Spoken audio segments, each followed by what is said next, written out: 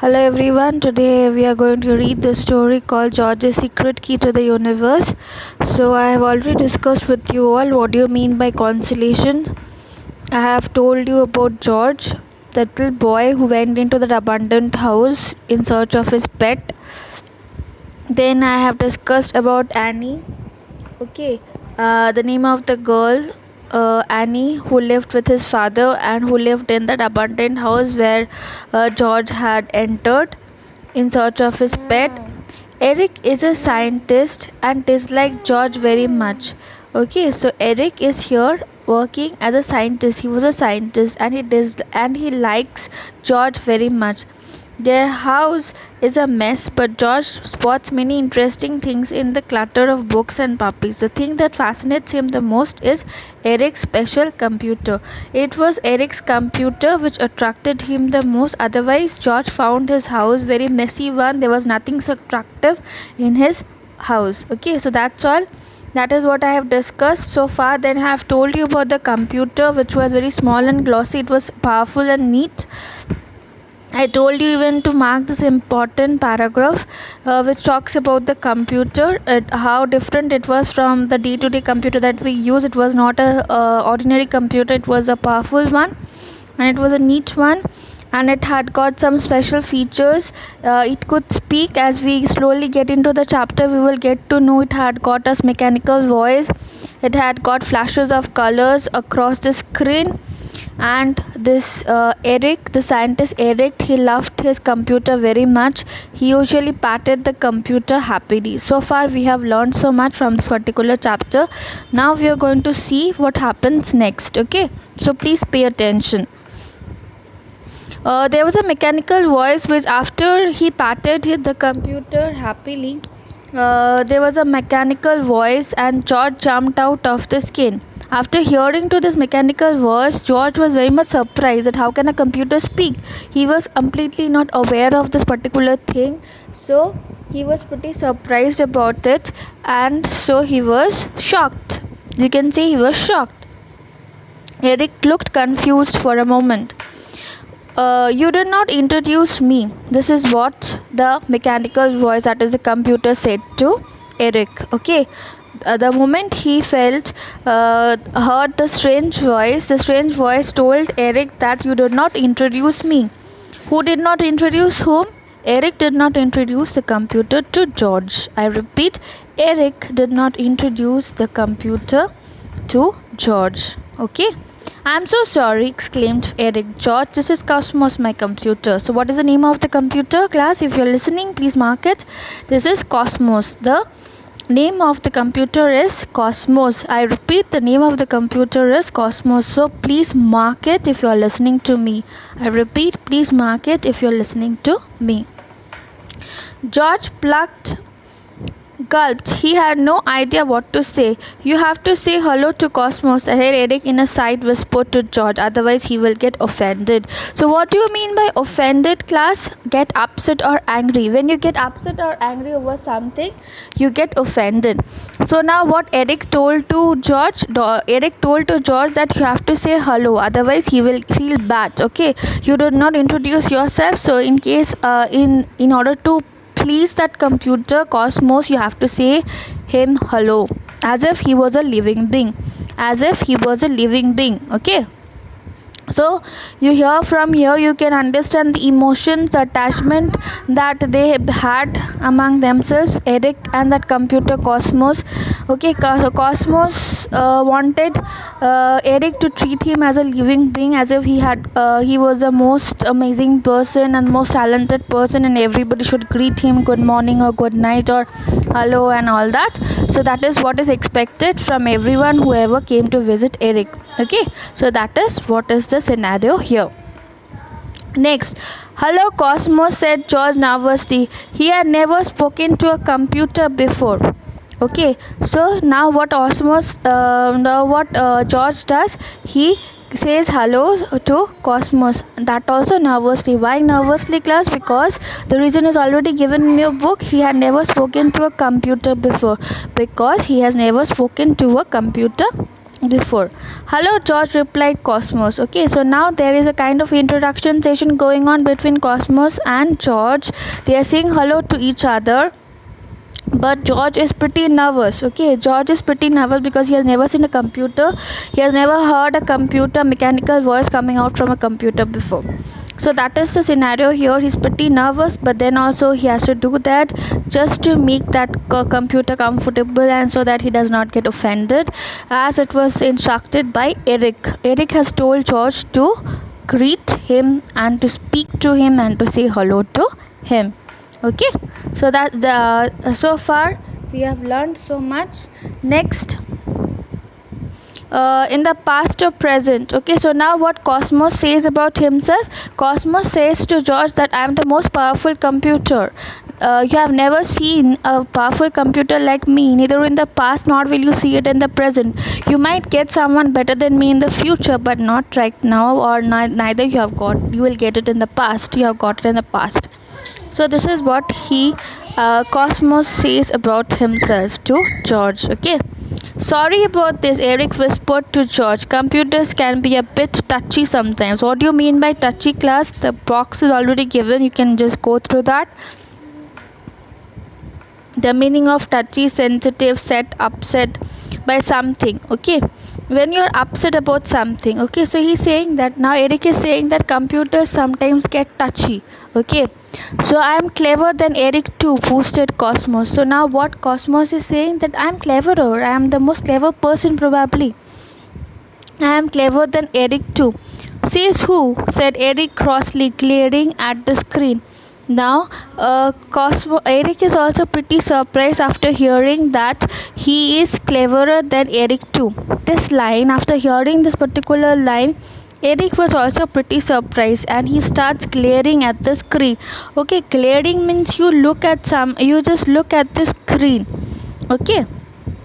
Says me, said Cosmos. I can compute millions of numbers in a nanosecond in less time than it takes you to say Cosmos is great. I can compute the life of planets, of comets, of stars, and of galaxies before you can say Cosmos is the most impressive computer that I have ever seen. He is truly incredible. I can. So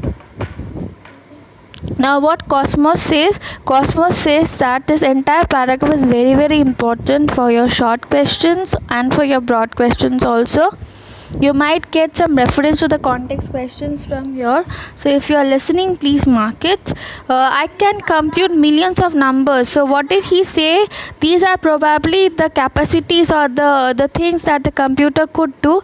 The computer could compute millions of numbers in a nanosecond. Okay, millions of numbers in a nanosecond in less than it takes you to say Cosmos is great. Okay, Cosmos is great. So by the time you will say Cosmos is great, he will do, what will he do? He will compute millions of numbers in a nanosecond. Okay, so this is important. So basically what this Cosmos is saying, he can do a huge job in fraction of seconds, but Eric does not have that capacity. So this is what he is trying to compare. Cosmos is here trying to compare his capacity to that of Eric. Okay, so this is what a comparison session is going on here. In less time than it takes away to say Cosmos is great, I can compute the life of planets, of comets, of stars, and of galaxies before you can say Cosmos is the most impressive computer that I have ever seen. He is truly incredible. I can. All right, said Eric. Cosmos, you are the most impressive computer we have ever seen. Now can we get on? I want to show George how a star is born. So now Eric now says to Cosmos that yes, you are the most and you are the best computer that we have. So can we just move ahead? Can we just stop discussing all this, and can we just show Eric how stars are born, how a star is born? So this is important line. If you are listening to me, please mark it. You might get questions from here. How star is born. What did George want? What did Eric want to show George? Eric wanted to show George how star is born. Okay, Eric wanted to show George how a star is born. Okay, no, said Cosmos. No, said Eric. What do you mean? Do you, no, you ridiculous machine? He must take the oath, said Cosmos. Good point, clever Cosmos, said Eric, leaping over to the blackboard. Okay, so now says no. Now, after saying that, what Cosmos says, no, no, you're not supposed to show him anything. Let him take an oath first. Okay. What did he say? He said to Eric, he reminded rather Eric to take an oath. Eric should take, no, not Eric, but George should take an oath, and Eric should let him take an oath before showing how a star is born in that computer. So this is what Cosmos said. Okay. George, said Eric, to learn about the greatest subject in the whole universe, are you prepared to take a special oath to promise that you will use your knowledge only for good and not for evil? This is very important, George. Science can be a force for good, but it can also do great harm. So what did Eric say? Eric said that science can be both a boon and a curse. Okay, it can be a curse. It can be a good thing for you. It can be a bad thing. It can harm you also. It can turn out to be the best thing also, a friend as well as a foe. Okay, so before I show you all these things, Eric said you should take a oath that you will use your knowledge only for good and not for any kind of evil purpose. So this is important. This is very, very important. What is the oath that Eric told George to take? Eric told George to take that promise that he will use his knowledge only for the purpose of good and not for any kind of evil, because science can be both harmful as well as helpful. I repeat, science can be both grateful, useful, as well as harmful at the same time, provided you use it in a proper way, in a good purpose, and if you use it in a wrong purpose, it can be used as a negative manner. Okay, George stood up straighter and looked Eric in the eyes. Looked Eric means straight into the eyes. Look straight at the eyes in a bold and open way without any fear. Now, after listening to that part of oath, now George is very desperate. He is standing straight and he is pretty ready for that. He stood up straighter and looked Eric. Eric means straight here again. It's not about the name called Eric. Eric here means looking straight. Okay, it's not the name Eric. Looked Eric in the eyes. Eric here means straight. Okay, and also he looked into Eric's eyes. Okay, I am, he confirmed, and he said, yes, I am ready to take that particular oath. Then said Eric, look at the words on the blackboards. It is the oath of the scientist. Read the oath out loud. So now he said that look at the blackboard. There you will find an oath of the scientist. You have to read that oath out loudly. What you have to do, class? He has to read that oath loudly from the blackboard. It's an oath of the scientist. What is that? It is the oath of the scientist. The words of the oath made him feel tingy with excitement right down to his toes. He read the oath out loudly as Eric had instructed. So now what did George do? He read out the oath loudly. What was the oath? We will read now. I am going to dictate you the oath now. Okay. I swear to use my scientific knowledge for the good of humanity. I repeat, I swear to use my scientific knowledge for the good of humanity. What is he saying? He is saying that he will use his scientific knowledge, whatever knowledge he is gathering from Cosmos, from this computer, he will use for the sake of humanity, for the betterment of humanity.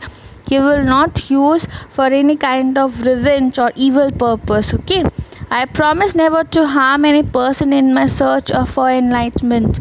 Okay, here enlightenment means understanding knowledge about the universe. Okay, understanding knowledge about the universe. He said that he will not use his knowledge for any kind of harm. Okay, he will not use this knowledge to harm anyone. I shall be courageous and careful in my quest for greater knowledge about the mysteries that surround us. I shall not use scientific knowledge for my own personal gain and give it to those who seek to destroy the wonderful planet on which we live. If I break this oath, may the beauty and wonder of the universe forever remain hidden from me. So, what did he say? He said that at any cost, he will not misuse that. He will always use this thing, this knowledge, for the betterment of the society, for the people. And in case ever he uses this for his own personal benefit, he will be deprived from this hidden he will be deprived of this knowledge forever. Okay, so he will remain hidden for from this universe knowledge from him. Okay, so this is what it is said, that he will fulfill, he will take this oath properly, and whatever oath he will take, he will do that properly. He will use his knowledge for the betterment of the society, for the people, and not for his personal benefit. Even if he does for his personal benefit anything, what will happen? His knowledge, this entire universe, the beauty and the wonder of the universe will ever remain hidden from him, will ever get hidden from him. So this is what he said. Eric clapped after listening to the oath. Okay, Eric was pretty happy. Who was very happy? Eric was pretty happy. And he burst an empty, crisp packet. Cosmos flashed a rainbow of bright colors across his screen. Okay, Cosmos, in any person empty crisp packet, Cosmos flashed a rainbow of bright colors across his screen. So everybody, this is very important line, this entire oath is very important. If you are listening to me, please go through this oath. I will give you important questions from here. The entire oath is very important, so mark it as important. And also the reactions. What did Eric do after he took the oath? Eric clapped and he burst an empty crisp packet, and Cosmos flashed a rainbow of bright colors across his screen. So this is how they all reacted to show each other's emotions. So let's keep up to this. We will continue it in the next class. Thank you.